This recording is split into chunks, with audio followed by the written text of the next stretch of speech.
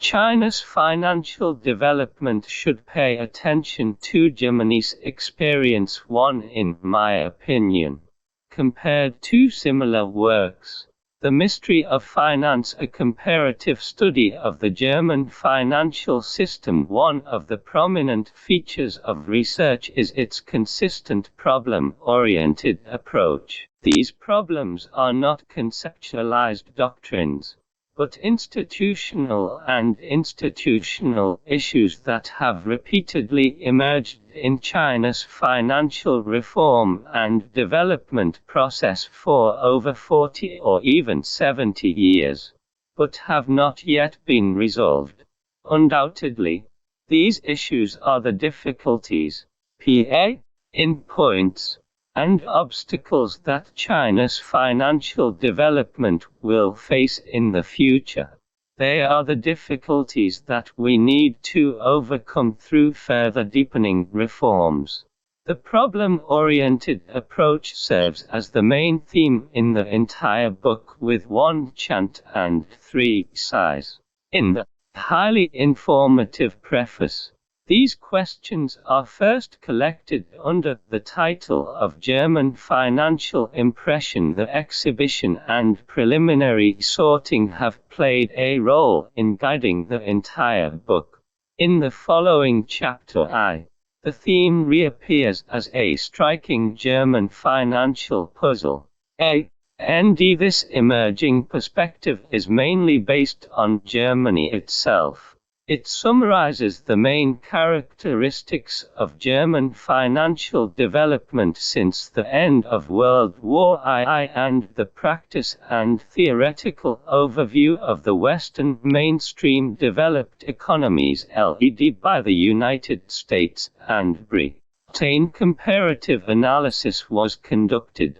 After laying the groundwork, the following 9 chapters of the book vividly reproduce the problem-oriented themes, including the relationship between finance and the real economy, low leverage, the iron law of monetary policy to maintain price stability, the virtuous cycle between finance and the real estate market, the pro-customer characteristics of banks' less umbrella collection in rainy days, financing arrangements for small and medium-sized enterprises, and the organic complementarity of policy and commercial factors. In financial operation, the unique role of credit unions and the mystery of relatively lagging stock market development have comprehensively presented us with a picture of Germany's financial system,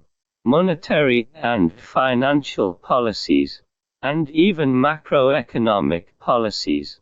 Finally, the author uses 10 enlightenments of German finance as a summary of the entire book to revisit the German financial system from the perspective of China's financial reform and extract several aspects that may provide reference for China's financial reform. This arrangement not only facilitates readers to grasp the overall picture of Germany's financial system from simple to profound, but also highlights it embodies the characteristics of the German financial system.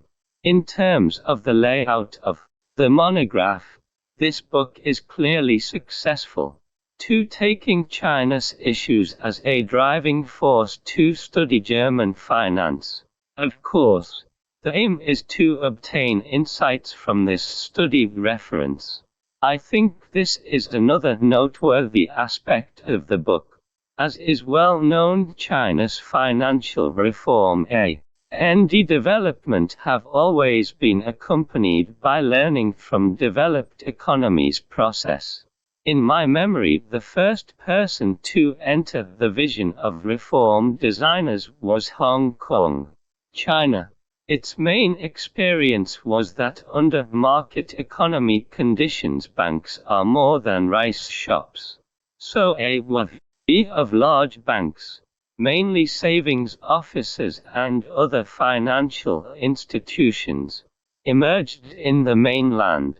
However, after all, Hong Kong, China is only a city economy, and its experience is difficult to match that of a large country.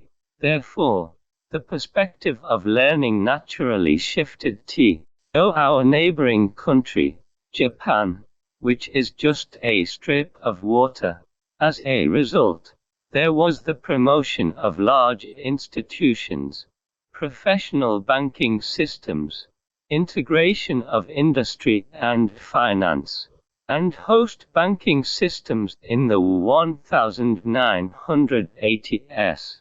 However, the rapid development of the Chinese economy quickly placed the task of establishing a more advanced financial system in front of Chinese reformers.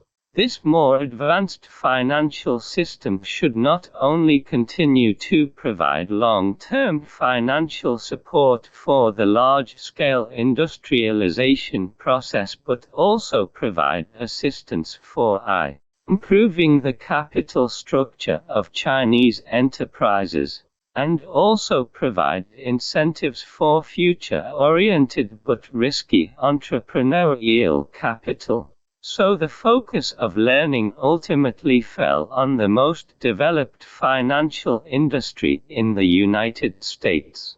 Undoubtedly since the 1990s, China's financial reform has been more or less influenced by the United States.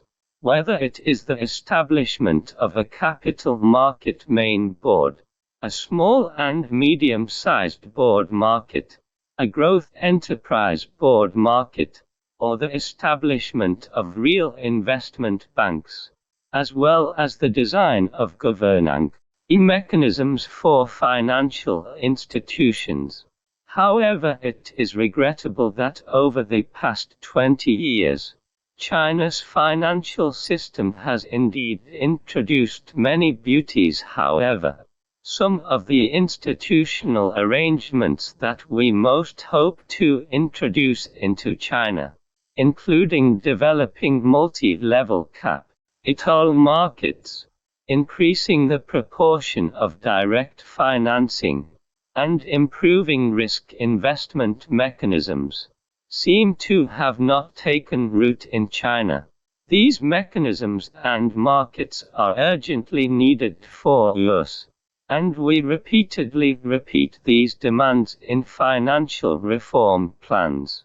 This fact prompts us to reflect. In recent years, more and more serious researchers have begun to question this. Should we re-examine the rationality of these reform goals, which have always been at the top of the list for more than 20 years and have achieved little success? It is gratifying that new explorations have emerged. Roughly speaking, new exploration follows two paths unfolding. The first path is rooted in the socialism with Chinese characteristics economic system.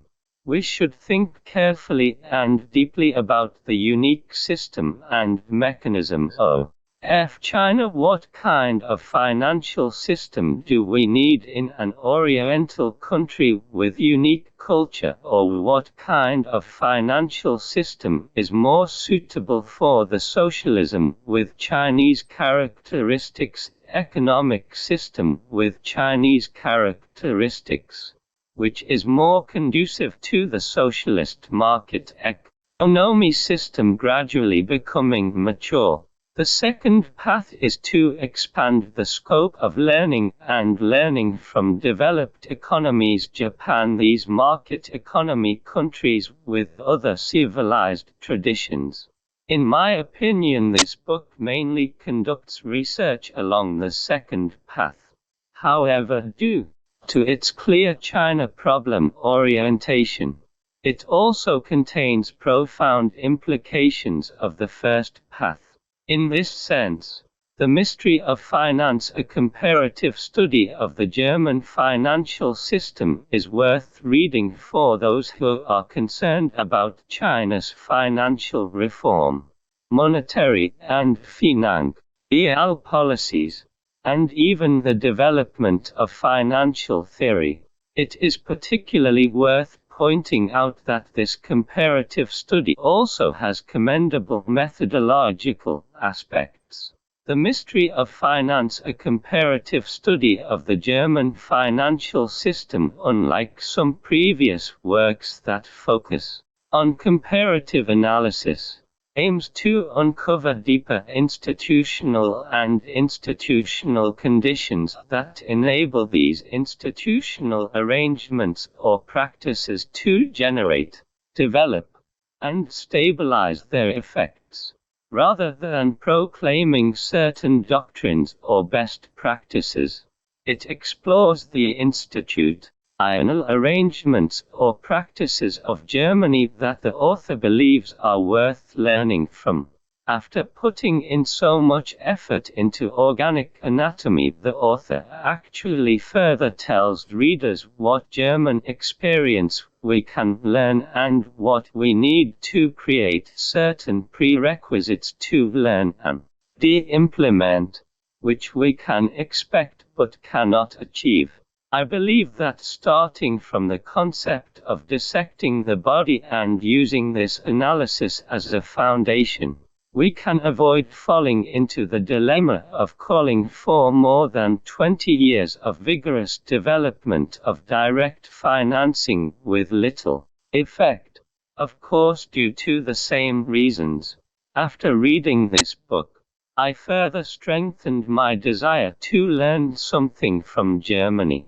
After all, China's financial system, which focuses on bank financing, has collectivism as its top priority, and the pursuit of fairness in society has made it seem that there is a stronger relationship between China and Germany based on these national spirits and social backgrounds. It seems more advantageous for us to learn from Germany's experience in developing the financial industry. 3. It is precisely because the research and writing of the entire book revolves around the China issue that The Mystery of Finance, a comparative study of the German financial system, on several issues that have troubled China's financial reform and development. I believe that every reader will find the content they are interested in from this book.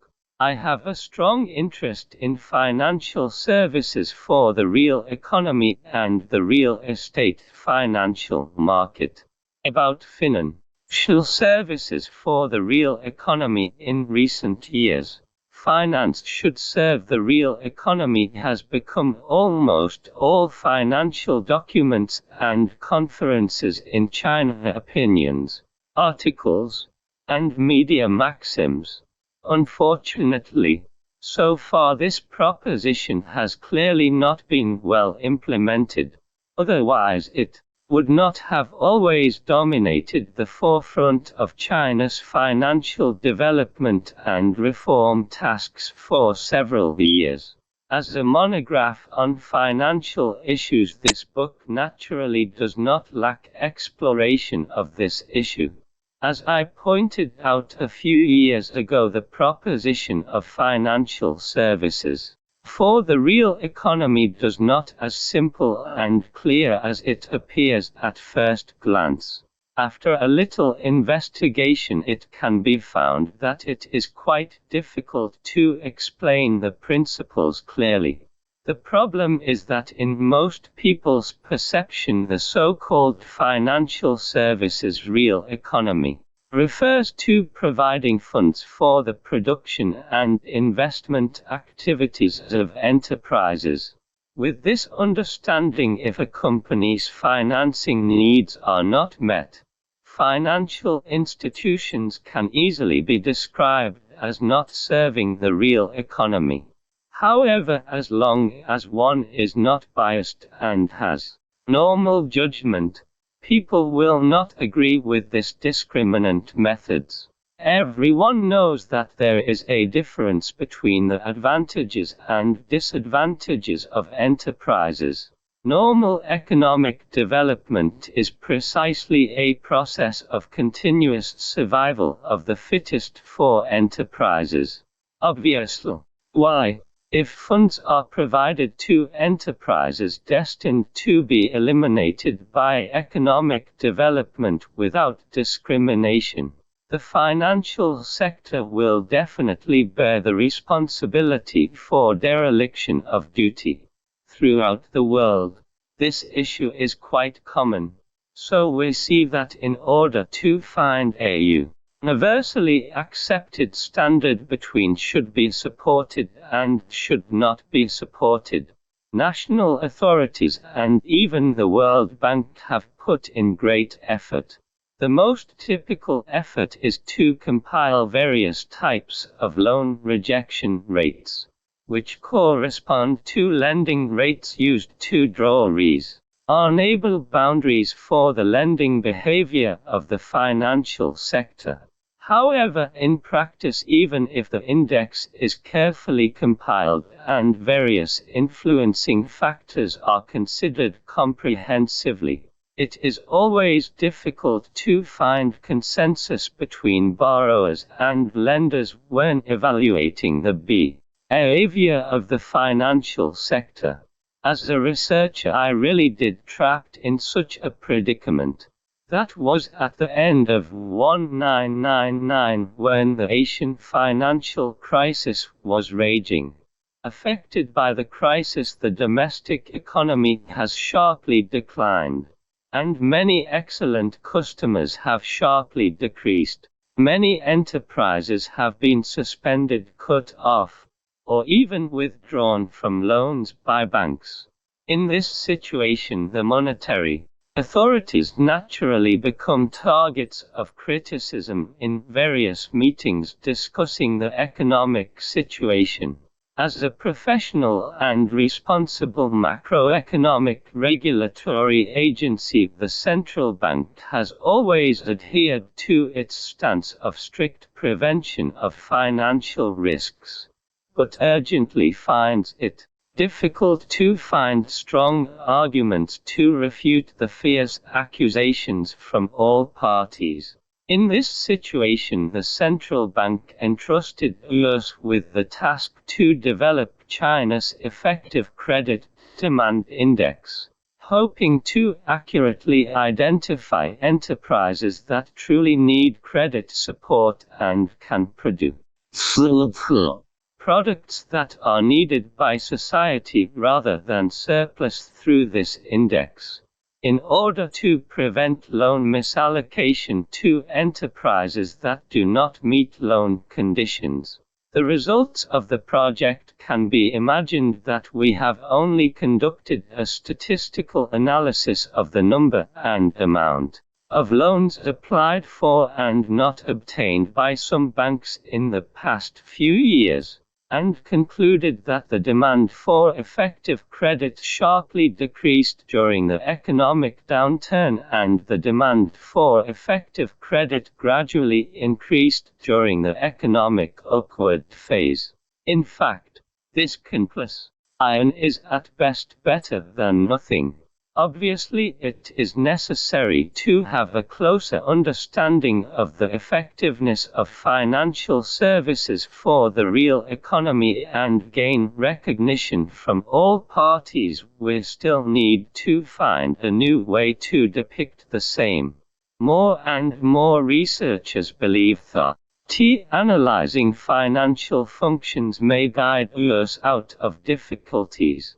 As is well known, Robert Merton has provided a relatively complete explanation of financial functions. In his view, the functions of finance involve multiple aspects, including facilitating savings and investment, payment and settlement, promoting social division of labor, preventing and resolving risks, improving resource allocation efficiency, coordinating decentralized decision-making processes, and reducing transaction costs. There are various financial functions, various financial instruments, and a wide variety of financial activities. The fundamental purpose of financial activities is to serve as a medium to allocate resources in the operation of the market economy. Therefore, the fundamental requirement of finance should serve the real economy is to effectively utilize its function of media resource allocation. The fundamental requirement of providing better financial services for the real economy is to reduce circulation costs, improve financial intermediary efficiency and distribution efficiency, and help enterprises create profits. We see that A Mystery of Finance, a comparative study of the German financial system, follows this path. The analysis is based on the train of thought. In the book, the level of added value of the financial industry is a measure of financial intermediary costs, which constitutes an important indicator for evaluating whether finance serves the real economy. The financial scale and its relative scale to the real economy reflect the parity has long been among the lowest among major economies. The situation where the added value of the financial industry in countries such as the United States, the United Kingdom, and China accounts for more than 7% has never occurred in Germany present. In 2017, the added value of German Germany's financial industry accounted for only 4% of GDP, respectively, compared to the same period in the United States and the United Kingdom. This proportion is 3.6 and 3 percentage points lower.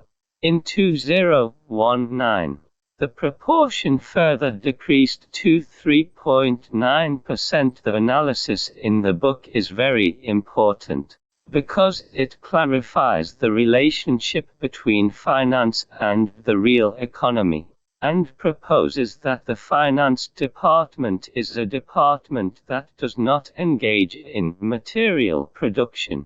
Its function is only to serve the transformation of capital forms.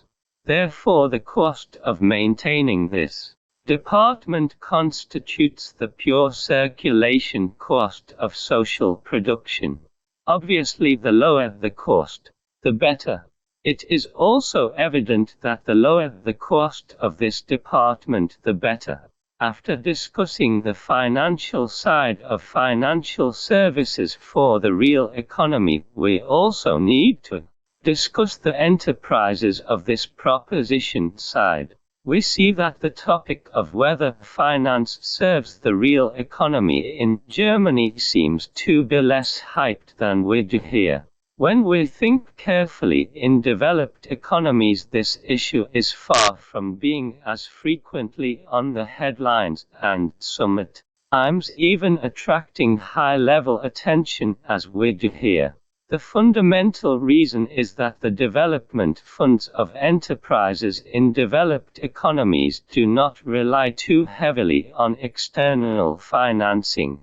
This situation is clearly in line with modern corporate finance theory, or rather modern corporate finance theory is fundamentally distilled from the corporate practices of developed economies. According to this theory, the financing channels and methods of enterprises can be divided into internal financing, profit accumulation, and external financing. External financing can be further divided into two categories: equity financing and debt financing. The rational financing priority for enterprises is endogenous financing, debt financing, and equity financing. So we see that endogenous financing dominates in mature developed economies. Data shows that the leverage ratio of enterprises in developed economies has always remained at a relatively low level. The leverage ratio of Japanese enterprises in developed economies was the highest at 117.7 in 2000, and it had dropped to 101.6% at the end of 2019. The leverage ratio of American enterprises was lower than that of developed economies at 64.1% in 2000, and gradually climbed to 75.7% at the end of 2019. The leverage ratio of German enterprises in developed economies was the lowest at 58.8% in 2000, and it only slightly increased to 59.1% at the end of 2019, with little change.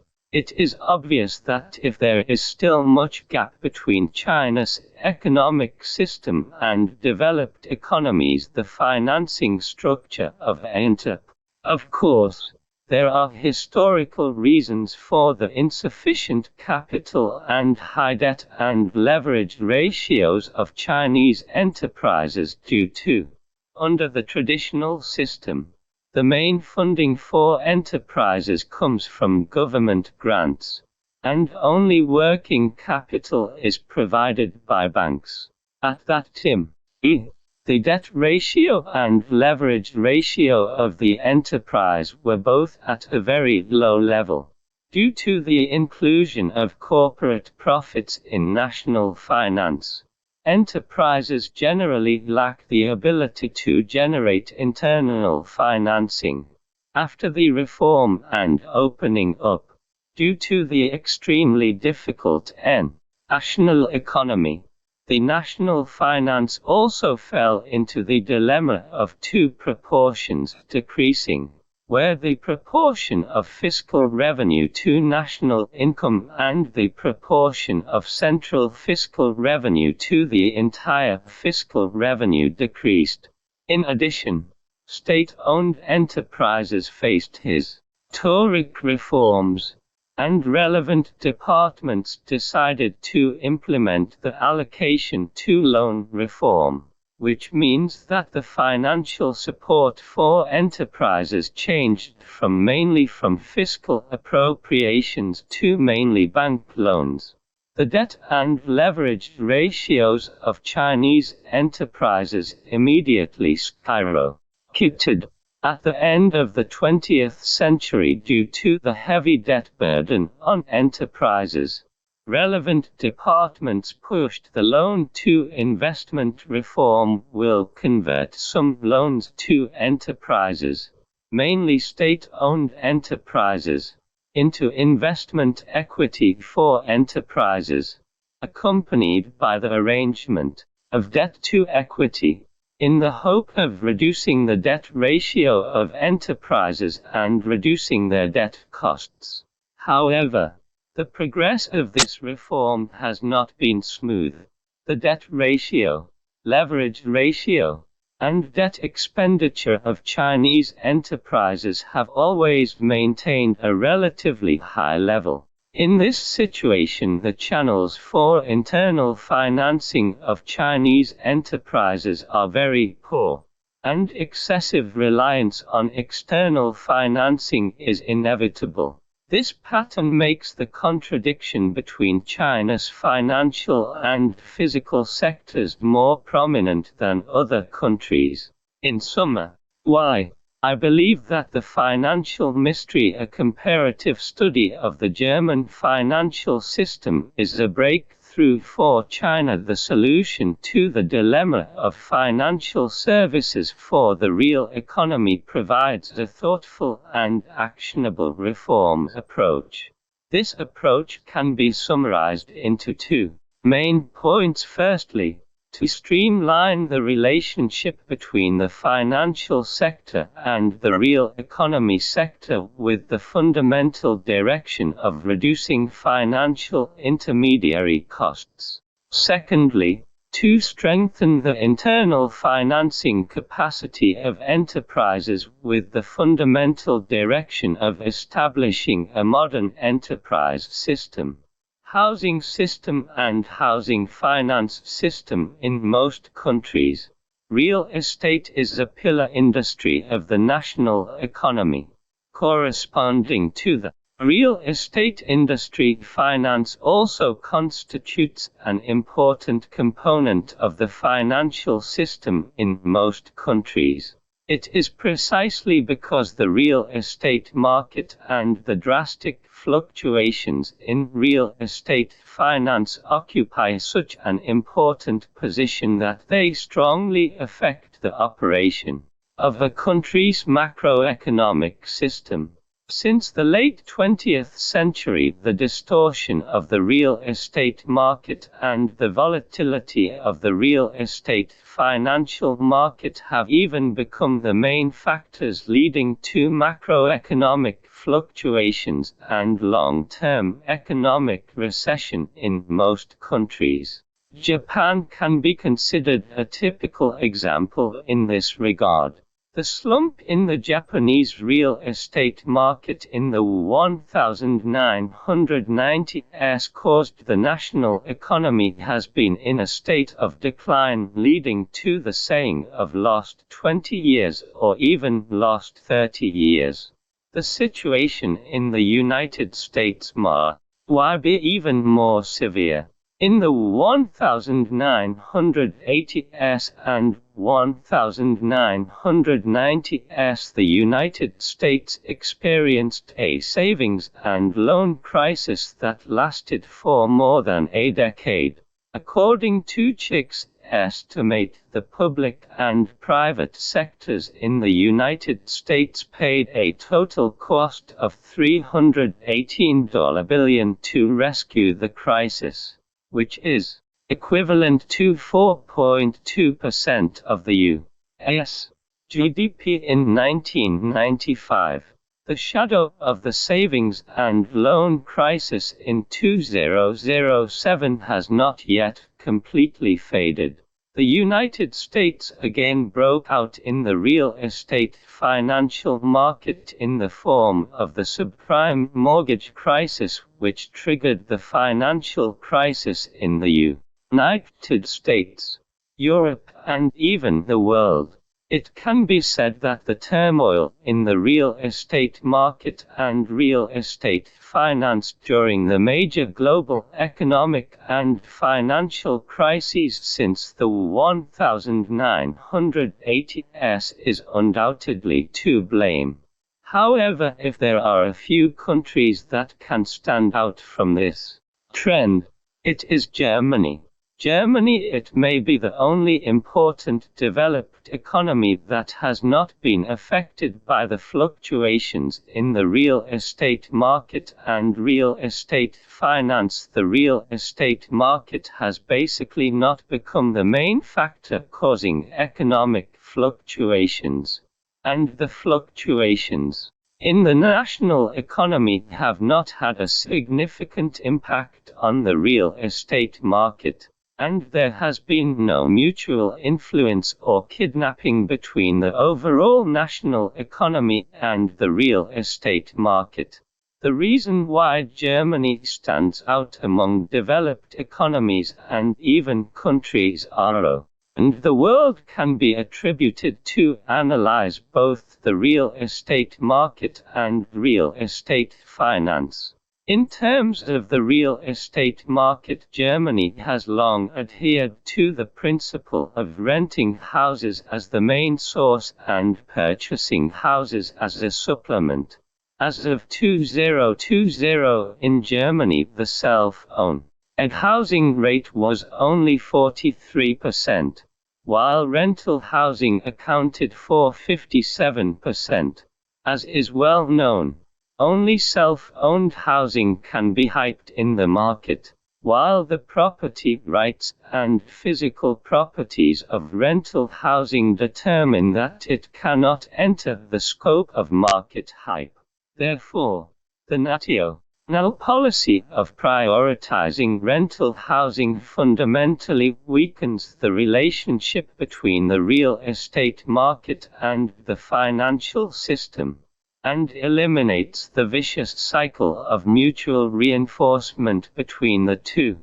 Not only that, but the government has also implemented strict and thoughtful management of rent in the rental housing market, further strengthening the management of the real estate market. As a comparison, the self-owned housing rate of Chinese residents reached 89.84% in 2020, far exceeding 69% world average. Therefore, it is very difficult to implement the policy of housing without speculation based on this real estate market structure. On the real estate finance side, Germany also has great characteristics. The mystery of finance. The German financial system comparative research provides a concise summary of Germany's housing finance system, which effectively controls the housing finance market with the prudent housing finance system. Fixed interest rates are dominant and effectively isolate the disturbance of monetary policy changes on the real estate market. Based on the MLV mortgage loan value method, mortgage value evaluation is carried out, and a prudent refinancing system is designed. Low loan-to-value ratio and using MLV as a benchmark to calculate loan-to-value ratio can avoid the cyclical overlap between the financial and real estate markets, blocking the spiral cycle of rising housing prices and mortgage expansion. The management of asset appreciation mortgage loans in Germany is quite distinctive.